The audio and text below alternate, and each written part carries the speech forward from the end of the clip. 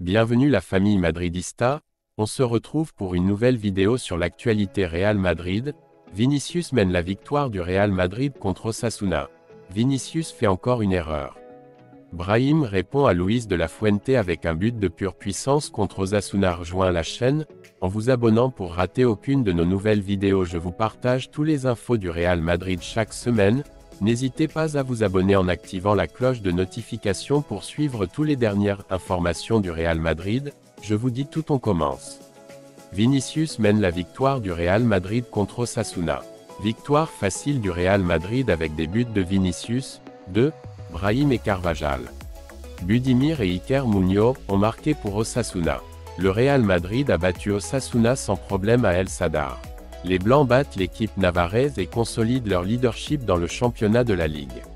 Ce fut une victoire facile pour un Real Madrid dirigé par Vinicius. Le Brésilien a marqué un doublé et a montré les deux côtés. Celle d'un grand footballeur et celle de lui perdant lors des protestations auprès de l'arbitre et des tribunes. Le début de match à El Sadar entre Osasuna et le Real Madrid a été tout sauf calme. Dans les 20 premières minutes, nous avons pu voir 3 buts, des occasions claires et même un penalty. Un match qui plaît aux supporters, mais pas tant aux entraîneurs car le désordre défensif des deux équipes était spectaculaire.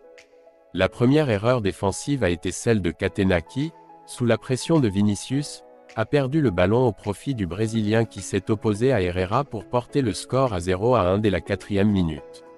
Le Real Madrid n'a pas pu profiter de ce but car, suite à une erreur défensive suite à un corner, Budimir a marqué un 1-1 à la 7e minute.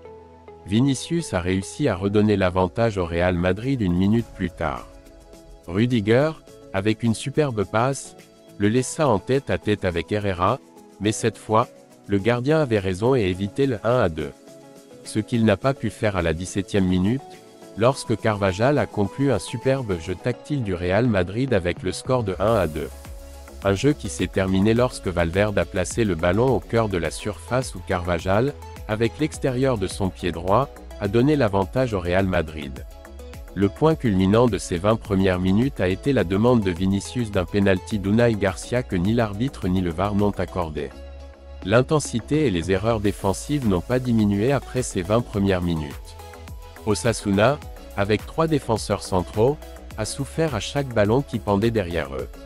Le Real Madrid, pour sa part, s'est rendu la vie difficile à plusieurs reprises en essayant de récupérer le ballon par derrière. Osasuna en profite pour se créer des occasions, mais il se heurte à Lunin. La première mi-temps s'est terminée par un carton jaune pour Vinicius pour avoir protesté auprès de l'arbitre. Une carte qui le rend faible pour l'Athletic et qui a provoqué la colère d'Ancelotti, qui n'aime pas que ses joueurs soient réprimandés pour avoir protesté. Un Vinicius qui a dû être éloigné de la zone d'arbitrage car il continuait à protester et le carton rouge a été joué. Ainsi, avec ce carton jaune et avec les tribunes d'El Sadar qui sifflaient Vinicius, la mi-temps était atteinte avec 1-2 au tableau d'affichage. La reprise du duel n'a pas été aussi mouvementée que le début de la partie. C'est du moins ce qu'il semblait puisque le Real Madrid a remporté la victoire en seulement 3 minutes. Brahim a marqué 1-3 à la 61e minute après avoir profité d'une tête de Valverde. Vinicius, à la 64e minute, a porté le score à 1-4 après une passe, encore une fois, de Valverde.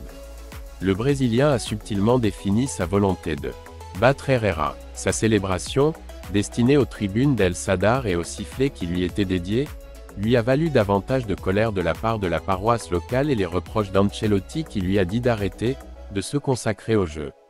Le jeu était déjà complètement cassé et chaque contre le Real Madrid s'était occasion de marquer contre Osasuna complètement dématé. Le parti n'avait pas plus d'histoire que voir si l'équipe blanche a marqué ou plus de buts parce que l'équipe navarraise, malgré le fait que j'ai essayé, j'étais très loin de marquer.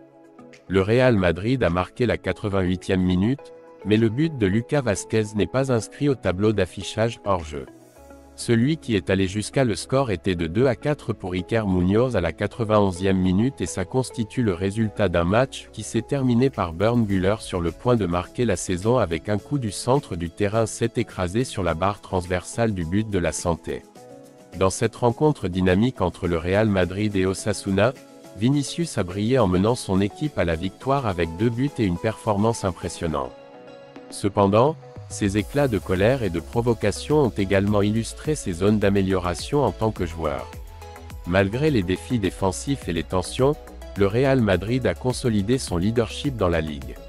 Cette victoire reflète à la fois la force de l'équipe et les défis individuels auxquels chaque joueur doit faire face pour atteindre l'excellence sur le terrain. Vinicius fait encore une erreur. Jaune pour le Brésilien pour s'être moqué de l'arbitre. L'attaquant a, une fois de plus, généré des tensions environnementales. Vinicius ne s'arrête pas. L'attaquant a de nouveau fait des dégâts lors d'un match de championnat et a reçu un carton jaune pour inconsidération lorsqu'il s'est moqué de l'arbitre presque au visage. L'attaquant, très protestant comme à son habitude, a considéré une faute au centre du terrain comme injuste et a gesticulé ostensiblement à Martinez Munuera, qui n'a pas hésité à lui montrer un carton jaune pour conduite antisportive. C'est le 5e carton jaune pour Vinicius. Il terminera donc le cycle et sera suspendu pour l'intéressant duel contre l'Atlético Bernabéu. Ce fut un nouveau match plein de controverses et de beaucoup de pression environnementale autour du Brésilien. Vinicius a commencé par marquer un but après avoir volé un ballon presque à l'entrée de la surface et a terminé parfaitement après la sortie du gardien d'Osasuna. Il semblait que l'attaquant se libérait après avoir entendu de nombreux jurons dans les tribunes, qu'il emportait avec lui depuis qu'il était sorti pour s'échauffer. Quelques minutes plus tard, il a commencé à demander un pénalty pour une prétendue faute à l'intérieur de la surface. Il y a un contact, mais c'est une action dans laquelle il se battait pour le ballon et les 2 joueurs chargeaient, donc il n'y a rien eu. À partir de là, Vinicius est devenu fou comme toujours. Dans les dernières minutes de la première mi-temps, Vinicius reçut un carton jaune et continua de protester. « Je n'ai rien fait », disait le Brésilien. Et le public l'a réprimandé en criant « Imbécile, imbécile », ce qui s'est déjà produit à Mestalla. Le Brésilien est entré dans le tunnel des vestiaires très nerveux et avec plusieurs joueurs d'Osasuna cherchant à le chatouiller car il est probable qu'il fasse encore une erreur. Brahim répond à Luis de la Fuente avec un but de pure puissance contre Osasuna. Le meneur de jeu du Real Madrid a opté pour le Maroc. Le nom de Brahim Dia a circulé toute la semaine. La polémique sur sa décision de jouer pour le Maroc malgré sa préliste de l'équipe espagnole, ainsi que la conférence de presse ultérieure de Luis de la Fuente au moment de présenter la liste pour les matchs amicaux contre la Colombie et le Brésil, l'ont placé sur toutes les couvertures. Le footballeur du Real Madrid, qui n'a pratiquement pas commenté ce qui s'est passé, a répondu sur le terrain aux commentaires de l'entraîneur espagnol, qui a fait savoir que le meneur de jeu n'avait pas eu la patience d'attendre d'être sélectionné et préférait jouer pour le Maroc. Quoi qu'il en soit, ce qui est clair, c'est que l'Espagne pourrait perdre un joueur différentiel pour l'Euro. Cela a été démontré contre Osasuna. Brahim s'est montré plus en forme que jamais en marquant en remplacement de Bellingham. Valverde a passé au peigne fin et a profité d'un décalage dans la défense navarraise pour entrer dans la surface avec une formidable accélération et terminer sereinement face à Sergio Herrera.